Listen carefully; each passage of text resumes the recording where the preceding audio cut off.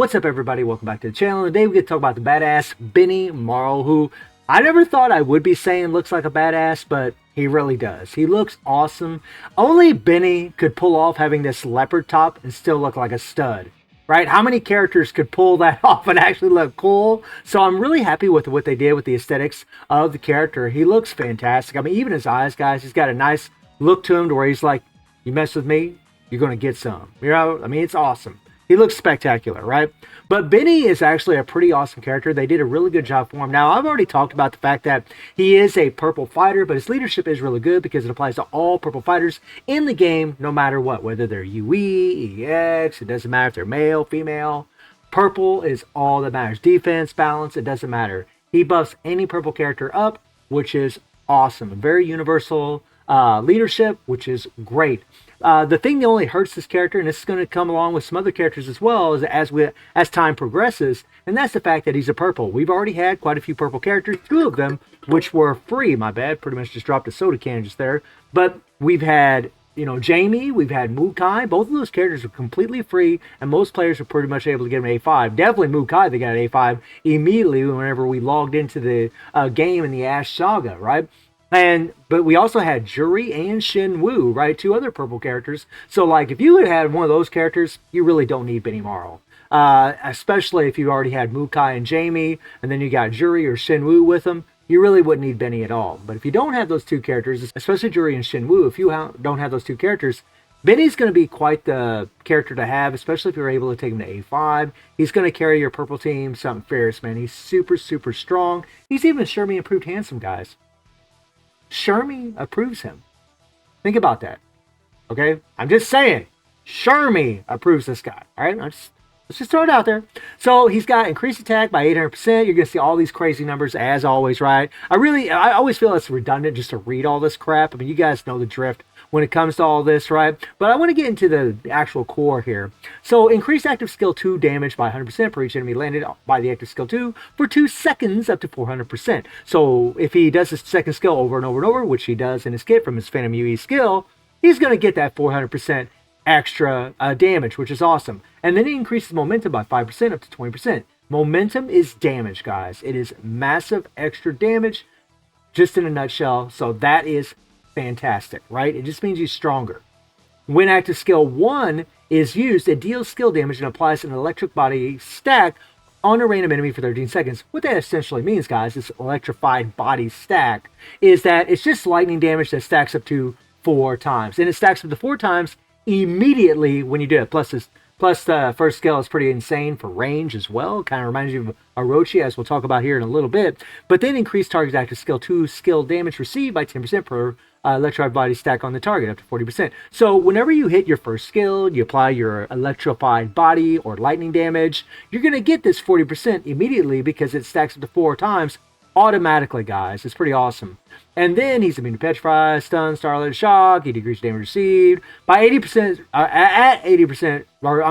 80% is awesome. That's a high amount of decreased damage received, especially for an attack type fighter. So really good to see that. That's when he's above 30% HP, which is awesome, right? So from 100% to 30%, he's going to have that decreased damage received by 80%. That is OP as hell for his survivability. And then he's got the damage immunity core, of course, which is, I mean, insane. Every other 3 seconds, you're going to have that immunity.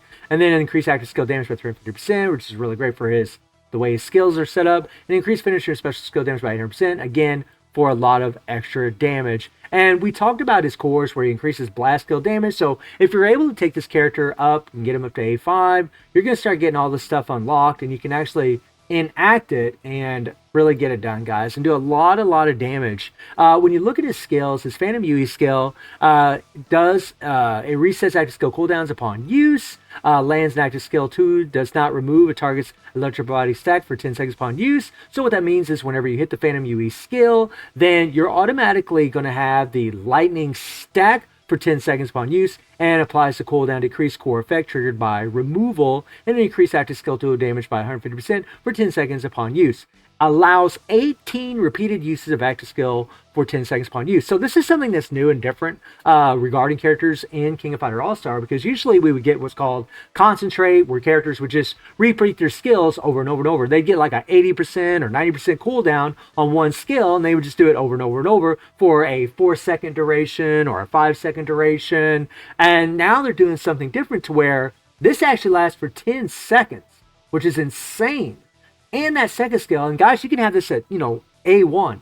His second skill will sit there and repeat itself over and over and over. It makes him very, very fun and very, very easy to play because of that, right? You just want to make sure that you always have the first and third skill enacted for reasons we're going to explain in a little bit. But that second skill is where it's at when it comes to this character. His first skill, you'll notice his first two skills are blast. Third skill is a strike skill. And the first two skills also apply lightning damage. But the first skill does give the decreased defenses and increased damage speed by 100%. This is insane. Deals shock damage also. This is insane because this skill applies to any on the screen, guys. It'll hit anybody no matter where we're at on the screen. For PvP, for PvE, this is OP, right? Especially like for, say, the Tower of Illusion. When you're in there, you can be at a distance and literally hit them from this first skill. Or with the first skill. The second skill, guys, has got a bunch of stuff going on. A chain projectile is created that can change targets on the map and can be generated up to 8 additional times upon use. Targeting can duplicate. Chain projectile applies 100% damage of all skill coefficient to the target and applies 3% damage to a non-target nearby target. So this is actually really good for the plug-in plant where you get multiple targets. So it's actually really good because he's going to get extra damage when he has multiple targets.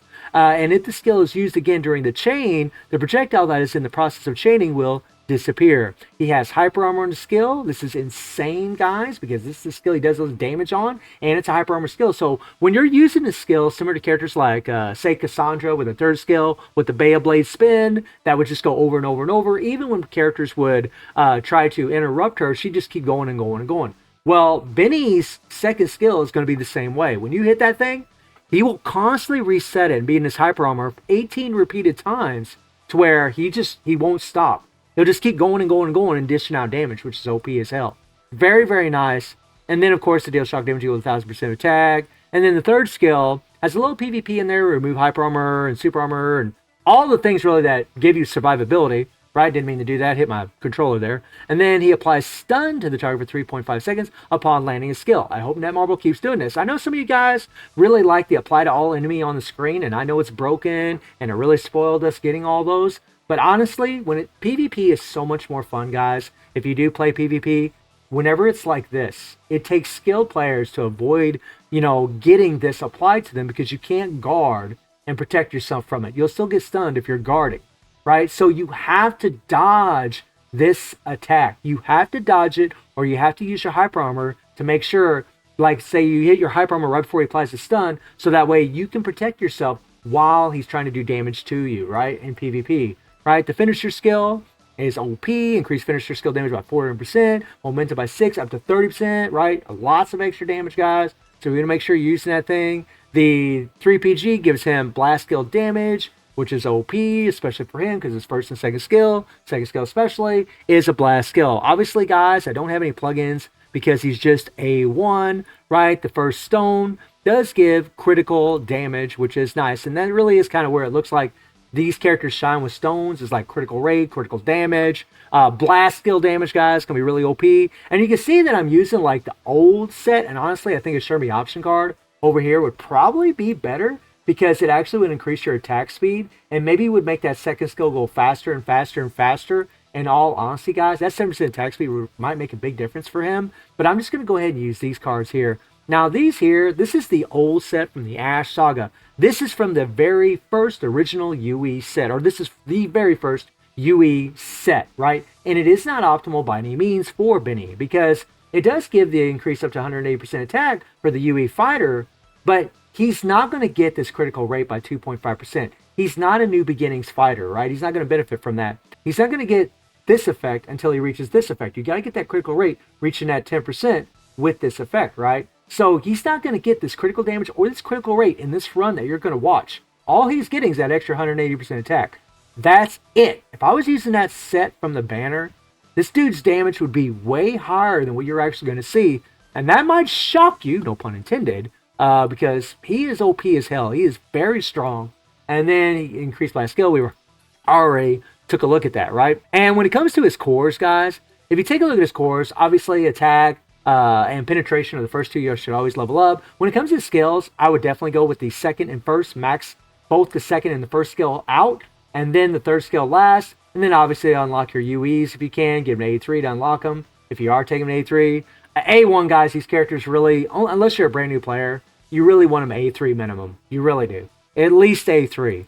And yeah, that's pretty much it. So let me take you guys into just some slight PvP with the character, right? Try to give you guys something a little bit different than guild raid all the time, even though I'll show guild raid here in a little bit. I don't know why I did that. I already got Benny in here, but we're going to see how this A1 character performs against old boy. Now remember, guys, he's got stun on his third skill, right?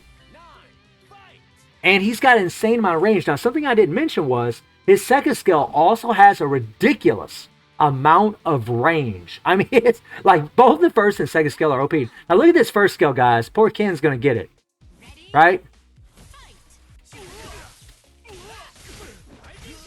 Okay, there we go. There we go. Do that 3PG. Nice that 3PG or the PG proc or the cards proc. Okay. And boom. Look how easy that was, right? Granted, Ken was level 30, but still, that was easy, right? And just for fun, I'll show you guys really quick what we do with Mukai here. 1-3. And then hold the basic attack.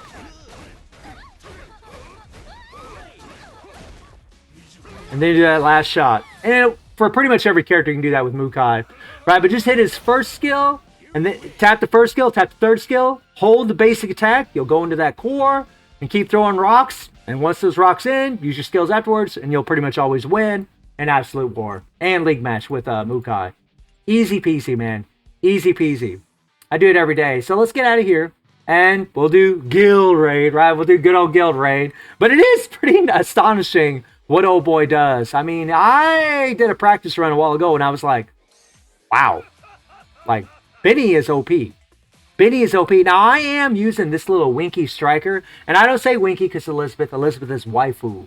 I say it because she's only level 90. If this character was built up, if she was an A5 and had all that extra CP, we would do way more damage. That's something else to keep in mind. But she does increase all teammates' attack by 15%, which is very, very OP, and the decreased skill cooldown and increased attack speed. So really, really good for Benny. I mean, I could use Athena, right? But Athena doesn't give him the extra attack, and she's only level 10. I could use Dual Lawn, but I mean, Dual Lawn is actually really good too, because you get the extra attack by 10%. You got a Yori that also gives increased active team members' attack by 10%, but the EX Fighter attack doesn't going to matter because Benimaru is a UE character, although this for time attack is OP as hell. But we're going to go ahead and put Elizabeth back in there. Well, let's see what Kay looks like. Kay is also for the power. We'll put Elizabeth back in there.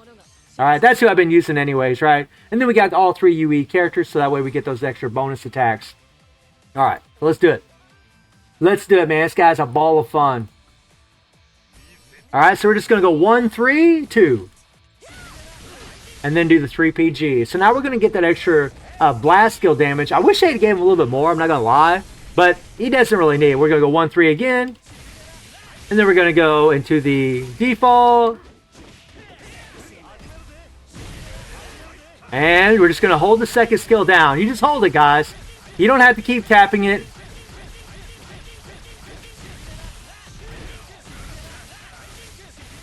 And there we go, there we go. And now Rugat's going to blow up on us afterwards. Now, this 3PG is insane. Like, I was going to say insane, but it looks awesome, right? It looks so good. There we go, there we go. Okay. Let's go, let's go, let's go, let's go. It's so awesome. Like, this dude is crazy, man. 10 seconds that lasts. That is nuts. Can you, and something else, guys, keep in mind what this guy's going to do whenever he shows up against Nightmare Geese, right? Next week, right?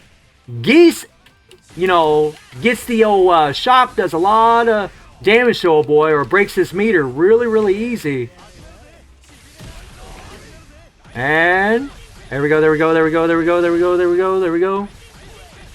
There we go, there we go, there we go. Oh, get him, get him, get him, get him, get him. Let's go, let's go, let's go. It's showtime. I just love it. It's awesome. He looks like the freaking Flash, man. Let's go, let's go.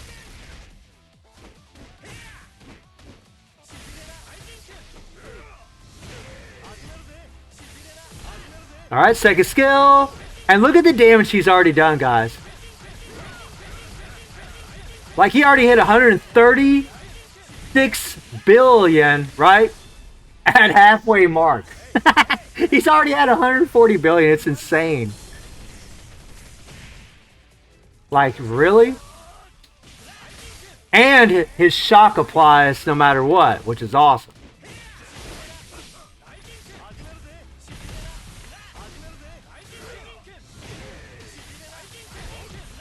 Now watch this. See? Rugal can charge at us, but it won't stop because Benny doesn't stop. He just keeps going and going and going like the damn Energizer Bunny. He just doesn't stop, right? That second skill is crazy as hell. I just love it. I love it when they put like concentration on the hyper armor skill. So OP. Let's go, let's go, let's go, let's go, let's go, let's go, let's go. Let's go, let's go, let's go, let's go, let's go, let's go. Come on. Woo-wee! Look at that damage! Look at that damage! And you don't even notice it with the second skill, but that thing does have a lot of range on it. And the one is an interrupt skill, I believe, which is awesome. Right, Pulkin. Look at this, guys. 200. Look at the score this guy's putting up. Like, this is crazy as hell. Oh my god. Like if you're a Benny fan, I would think you'd be pretty happy with the way they designed this character, because not only did they make him cool, right? But they gave him a crap ton of damage. They gave him a really, really fun kit, which is awesome. Look at this.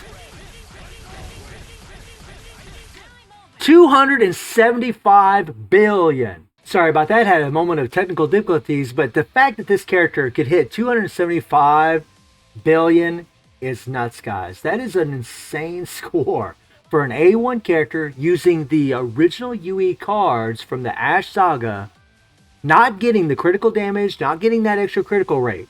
All he's getting is the extra attack by 180%, because again, he's not a new beginnings fighter, so he doesn't benefit from that, and that's crazy. So not only is Benimaru Shermie approved handsome, right? He's got the looks, but he's got the badassery also, guys. So let me know what you all think about Benimaru, and I do stream on Twitch and YouTube. The link to Twitch in the description below, and I hope you enjoyed the video. Thank you for watching. Y'all take care and have a good one. See everybody. Take care.